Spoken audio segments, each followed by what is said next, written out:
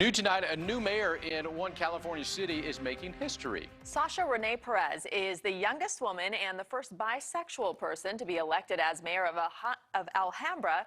It's a city located in the San Gabriel Valley outside of Los Angeles. She was elected back in November and was sworn in on the same day. She's a graduate of California State University, Los Angeles, and while in college, she led a campaign to secure $97 million for college access and affordability in the state. And she joins us now live. Thank you so much for being here. Yeah, thank you for having me. So you're making a lot of history in your community. The first bisexual mayor, the youngest, and one of the first to be a renter instead of a property owner. How does it feel for you, and how does it change your approach to governing?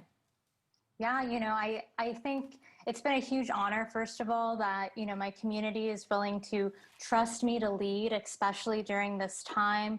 As, you all know, we are in the middle of a pandemic. And so this really is a time period that requires a lot of genuine and really unique leadership.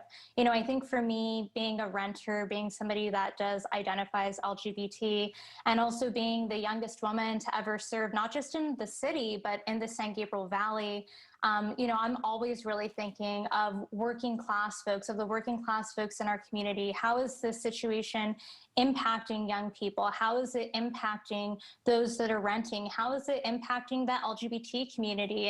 And, frankly, I think that oftentimes those communities are missing from these conversations. And so I feel a sense of responsibility to really make sure that they are at the forefront of all of the decisions that we're making as we're, discussing really our response to COVID-19. Well, let's talk about that. What advice do you have for other young people who might be intimidated by politics, or maybe they don't think lofty positions like being a mayor are within reach for them? I think first and foremost, we need more young people in government. So for anyone out there that is watching, that's maybe interested in getting involved in their community, we need you right now. We need your energy, and we also need your unique mindset right now in this period of time. And so, I would encourage anyone to begin and to really start by reaching out to their neighbors, simply knocking on the door and seeing how your neighbors are doing, seeing what they need is so critical, especially during this time period.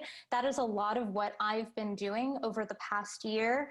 I have delivered food to thousands of families. I've knocked on the doors of residents, especially our elderly residents, to see how they're doing, to make sure, that they're okay, to see if they need any sorts of services. And so those are kind of really easy ways to really take on a leadership position locally.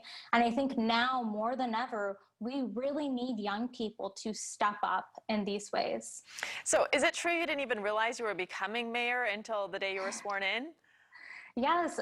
So, it was quite a surprise to me. November 3rd was the election, as many of you know, and so I was just overwhelmed with the response. I won by over 26 percentage points against an incumbent, which was, just a huge shock for me. I really felt like my hard work paid off and that the community really showed out for me, especially living here my entire life. It was just such a huge honor. But November 4th was actually the day that I received the phone call from our city manager, and she said, "Hey, we're going to need you to come in as soon as possible because you're going to be the next mayor based off of the rotation." So the person that I defeated was serving as mayor at the time, and so I immediately became mayor on the day that I was sworn in. So it was quite a surprise, and I had to get the ball rolling immediately. I think almost a week after Election Day, I was already having meetings with city staff and city directors. Why is it important to have this type of representation in terms of being a younger mayor, being LGBT? What do you bring to the table that maybe people with more experience can't? So, I think there's a couple of different ways of looking at this, right? I think for the most part, right, we've really lacked that kind of representation in government. And so I bring really a unique perspective, right? Somebody that is a renter understands how this pandemic has really impacted folks that are renting. Right now in the state of California, we have an eviction moratorium that is set to expire in just a couple of days, actually, on January 31st.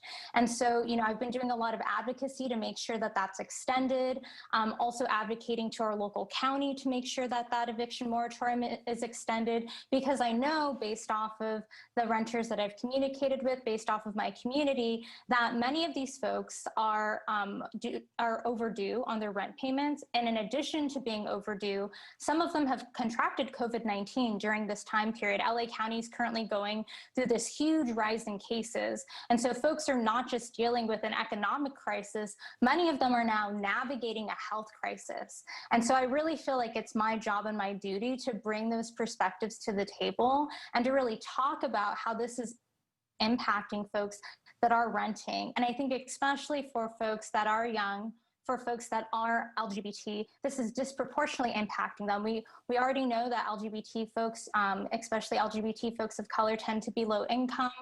And the same thing goes for young people in our community as well. So I think those are the kinds of perspectives that I'm really bringing to the table. Mayor Perez, thank you for joining us and congratulations. Yeah, thank you so much.